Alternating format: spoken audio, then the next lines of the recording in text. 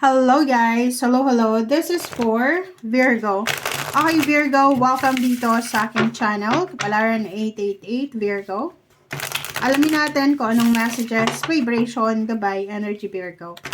Okay, second half ng January 2026. So Virgo, ano ba ang message na gusto nyo iparating sa'yo? Okay, first card natin is be proud of yourself. Wow, last quarter moon in Taurus.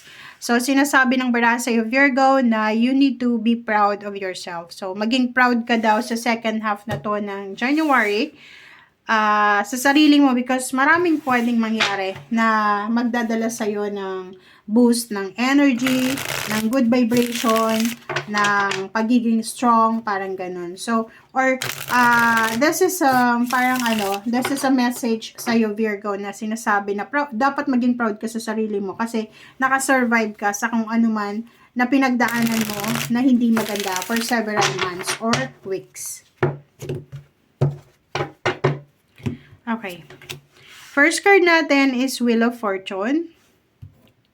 Second is Four of Water. Next is Transformation. Okay, and Ace of Earth. I hope nakikita nyo guys. And the World card. Okay, Virgo. Meron ditong transformation, merong pagbabago na magaganap sa buhay mo.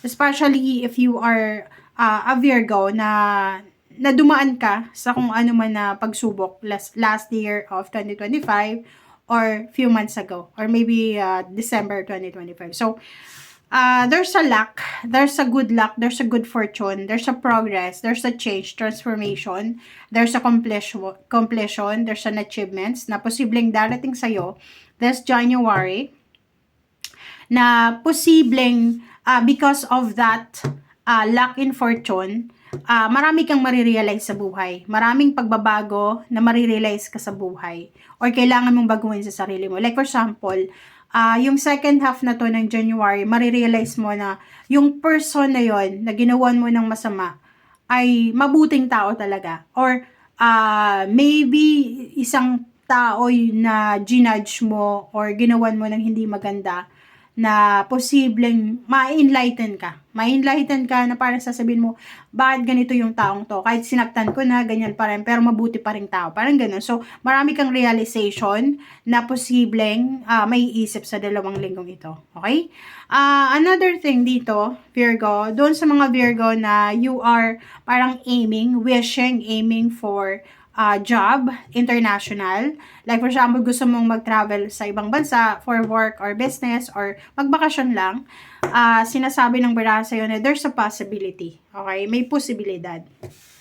Possible na makaisip ka na mag-apply ng trabaho papuntang ibang bansa or possible ka na mag-apply sa ibang company or nagpo-procrastinate ka na parang gusto mong lumipat ng ibang lugar, ibang business or ibang trabaho, and now, sa 2 weeks na to, makakapag-desisyon ka na, ay, kailangan ko na talagang lumipat as soon as possible.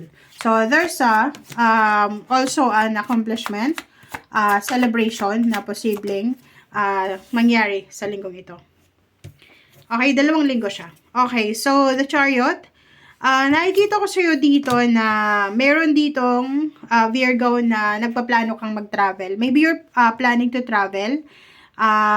Kaso lang, ang nakikita ko sa'yo dito na isa sa mga problema kung bakit hindi ka makapag-travel is because of money. May iba din sa inyo dito, Virgo, na because of transportation, like may bago kang sasakyan, or may hinuhulugan kang sasakyan, or may plano kang magbakasyon, yun na nga, kailangan mong mag-save ng pera simula ngayong buwan ng January kasi may pinaplano ka. Alright, 3 of Fire. So, sinasabi ng barahan na kung ano man yan na goals mo, ano man na vision mo na yan, ano man na expansion na wini-wish mo, darating yan sa tamang panahon. So, you need to be patient, you need to be courageous, kailangan mong maghintay.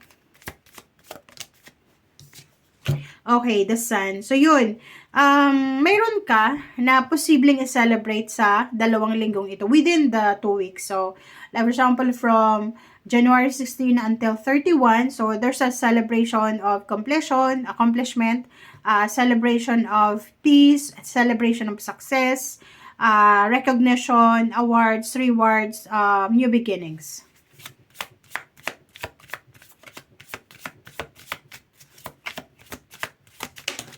Alright. Next is Seven of Air. So, you need to be careful sa isang Libra, Gemini, or Aquarius. Kasi, if you can see here, sinasabi ng bara sa'yo dito na if may mga, like, air signs, Gemini, Libra, and Aquarius, na gustong pumasok sa buhay mo, like, maging kaibigan, maging katrabaho, maging ka-team, or kung sino man sila na gustong pumasok sa buhay mo, you need to be careful. Kasi pwedeng, pinaplanuhan ka nila ng hindi maganda.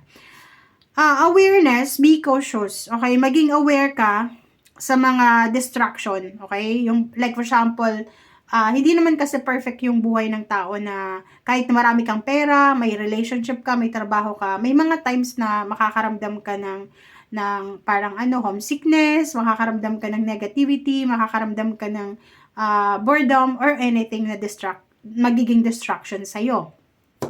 So, ang sinasabi ng bara sa'yo dito na maging aware ka kasi ang dami-daming blessings na pwedeng magbukas sa buhay mo, lalo na international blessings na baka hindi mo siya masalo, okay? Baka hindi mo siya mabigyan ng pansin because you are distracted, you are busy contemplating, busy thinking, or nagpo-procrastinate ka, okay?